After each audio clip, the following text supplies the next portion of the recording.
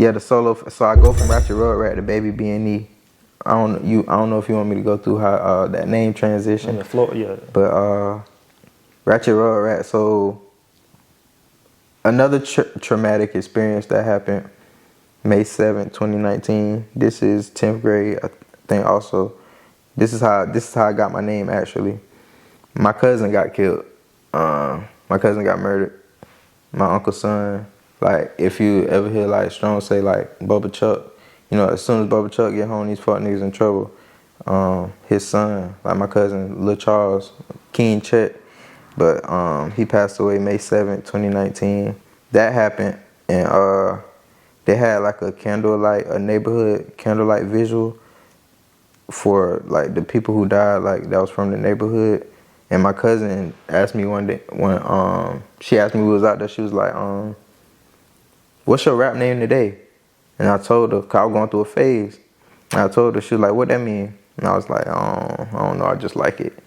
And she was like, "You got to come up with something better than that." So I just went home. I actually took a picture by the tree that my cousin got killed at. And I went home that night, and I was looking at the picture, and I was just like, so BNE, that was my cousin and his homeboys, like his cousins or whatnot, that was they clique BNE, but they BNE stood for Boss Niggas Eat. And when I got home, I was like, I want to be Baby BNE.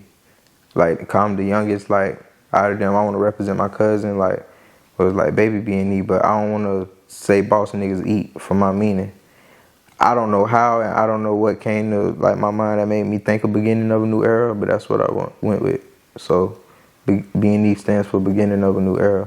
And pretty soon, like when I get older, I'm gonna drop Baby, and it's just gonna be BNE, but Baby BNE. Can you touch on your cousin, Lil Charles, for a bit? Did y'all have a close relationship before he was murdered? Or is there anything you can say about him? Yeah, like growing up, we was close. Like he was my older cousin, so it wasn't like. How many years difference? He passed away when he was 20, and I was 15 or 16. Okay, so it wasn't that major gap, but at that time, y'all two different. Yeah, we like 4-5 years apart. Yeah, yeah, but what was the question you asked? Now, just if you had like any memories of him, or if you was close. Yeah, we was. Yeah, he was older, so it was like I had my older cousin, so it was Charles. He got his brother Bishop, which is my other older cousin, and then I got my cousin Peanut. That's his nickname. So then my grandma grandsons. There's some more of us now, but them was my grandma grandsons at the time, including me. But I'm the youngest one, so it's like them was like the big brothers, like I was looking at type shit. But I would see him when we would go like visit my Uncle Bubba, like when we go visit my Uncle Bubba Chuck in prison. We would have like 2-3 hour road trips and stuff like that. I see him when we'll go to like grandma's house or something like that. Everybody at grandma's house, we'll see him. Like it was occasionally though, and it was crazy. Like the year he passed, I sent him something. Like when I was Ratchet Road Rat, I sent him something. And he was like, "I like this look." He was like, "We gonna get into this shit like on some shit," and he passed. So then what I did was after he passed, I made a song about him, and I called it Chet Talk, and I wrote a whole song about him. And then I dropped the freestyle. I remember it was the last day of school of 10th grade, and I dropped the freestyle. I was in the car, and I posted it on Instagram, and that been went crazy. Somebody posted it. I think one of his sisters posted it on Facebook. That was the first time like Poody like had shared one of my shits. Like that was the first time I ever seen like Poody repost or share one of my posts or something like that. Like, so it's like that's where it started at. And then later in the year, it's crazy. All this happened in 1 year. Like I lost my cousin and then piped up the same year. Like later in the months, I piped. Later in the month or later in the year? I mean, yeah, later in the year. Like he passed away in May, and I piped up like September. So it was like I don't even like thinking about it like that, but you always like be having a thing, and it be like things do happen for a reason. But I lost my cousin, and then like I gained something big, but it was like it's just crazy how life worked. honestly. So you made a tribute song and did a freestyle in memory of your cousin, and Poody shared that. Yeah, he shared it on Facebook. Yeah. And from there, things took off, or was it already buzzing for you? No, it wasn't buzzing because I had did my first show, I think, but that wasn't really nothing. I had performed one of me and my dogs like old songs that we had did in 10th grade. That was a team part. I opened up for Spot 'em Got 'em. Spot 'em Got 'em was performing at a party, and I opened up for him. And I remember when I was getting off stage, I think one of his bodyguards or something like that, they was like, "What's your name? What's your name, little bro?" And I told him I was Ratchet Road Rat at the time. He was like, "Keep going." I was like, "For sure." And then, like later in the year, I did this. What did it? I did Orlando. I did a New Generation cipher. So they have this thing, or they had this thing where they was doing the West Orlando ciphers. Like all the OG like artists from Orlando was on them. And it's crazy because I had the idea first, but I don't think nobody ever like said. But I feel like I brought it to their like, you know, to their vision like everybody else. I feel like we should do like a New Generation cipher, like get all the young rappers in the city like on one type shit, and that's what they did. Shout out Longhead and Day Day, but they had did that, and it's crazy because when we did this cipher, I got brought to my engineer. That's how I got brought to my engineer. So they told us we was going to a studio, and we was like, all right, shit, bet. Like I think it was a Saturday or something like that. And we came to the studio, but the studio in the garage. So we pull up, we like, damn, where we at? Type shit. So we get out, we in that bed, and he like, y'all look kind of like curious, like y'all want to hear the quality, and we like, yeah. So he played some shit, and we went from there. We recorded the cipher. Whole time in the cipher, like I'm not smoking weed or nothing. Like I'm 16. I wasn't smoking weed or nothing then, but everybody else like smoking weed in the session.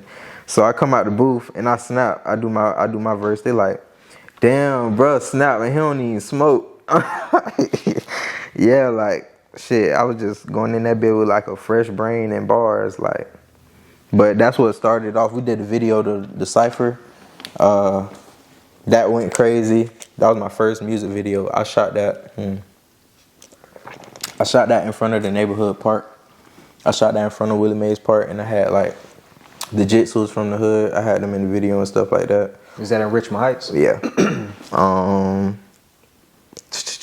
What happened after that? After that, I became like a teen sensation. You can say that. I remixed Megan Thee Stallion Sex Talk. And I renamed it BNE Sex Talk. BNE Sex Talk. When I dropped this, so the story behind BNE Sex Talk, I had a girlfriend. I was dating this girl, and we started getting into it on Instagram and stuff like that. We weren't seeing eye to eye, so we started like doing teenage shit on Instagram. Then I got with another girl, like 2 weeks later. Like after me and her started talking, I started talking to another female. So I had wrote mind you, this first girl, she had took my virginity or whatnot. When she took my virginity, I wrote the first part of the song. That's when I start like, you experience life and you start like having more things to write about. So I started writing. I wrote the first part of the song. Get with the other girl, and then it's like she like showed me like I experienced more. So I finished the song. When I finished it, one of the bars at the end, I put both of their names. And I like, now I want to fuck on, some got born, like, and I put their names. And when I dropped the song, like, bro, around the school, I'm telling you, like, so I had a show coming up too. And within like 2 weeks, I'm like, I got to put something out, because I don't know what I'm going to perform at the show. So I'm going to drop this and I'm going to drop this. Bro, I dropped this song, bro, like within 2-3 weeks, like, gone, like, I perform at the show and they singing it word for word. And then after that show, I had another show like a month later, perform the same song or perform another song, and I performed that song. That was my first paid show. I got like $300 for that show. How many people are at these shows, if you can kind of guesstimate? I can't, because it's like full of teens, but full of teenagers though. But it's packed. Packed out, full of teenagers. Stuff word for word. Word for word. I know that has to make you feel like, damn. Like early, like, yeah, I can do it. Man. Yeah, I'm here. I can do it. like really That put early. the battery in your back. At 16 though, like You I'm in still high school. I'm in school, and so I start going. I went from that school that I was telling you about, the diverse school, and I started going to another school for like 2 months. I went to the school that I'm going to though. Like these were all my peers and stuff at like middle school classmates and everybody who know me on Instagram and whatnot. Man, I'm walking through the hallways like motherfuckers like singing my lyrics to me. Like I remember walking in first period. And I think I was taking a test or something, and I look at the corner of the desk, bro, like, they had, like, my show date written on the corner of the desk, bro, like, Baby BNE performing live, whatever date it was, like, I'm like, I don't know who wrote this, but, like, stuff like that happened in school.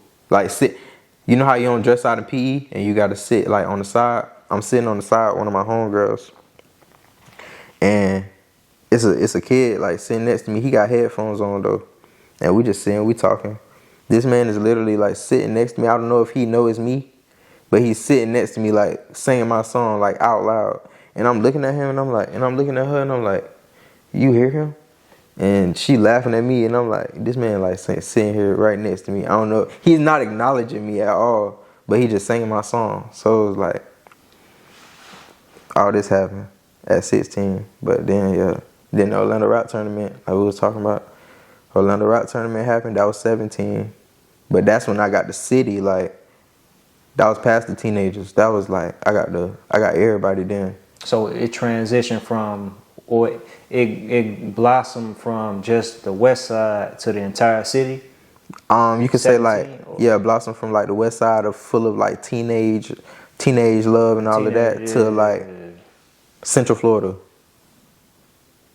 Central Florida. That's bigger than Orlando. Well, and I'll say that people do know my name like outside of Orlando. It's not really like just like the heart of Orlando, like East Orlando, like, you know, like outskirts of Orlando, a little piece. Like it was somebody from the hood who had went to a program or whatnot, like a jail program, and it was some dudes who hit me up one time. They were like, "Yo, look, what's the name?" Like he jamming your shit in the ground. He was telling us about you in the ground. Like we want to make some music with you and shit. These like niggas in jail, like listening to my shit, type shit. I even had somebody, I was at school one time, and this when I was going to the high school. They're like, yeah, bro, we bumping your shit in the tent. I'm like, huh? Like niggas listening to my shit while they in jail.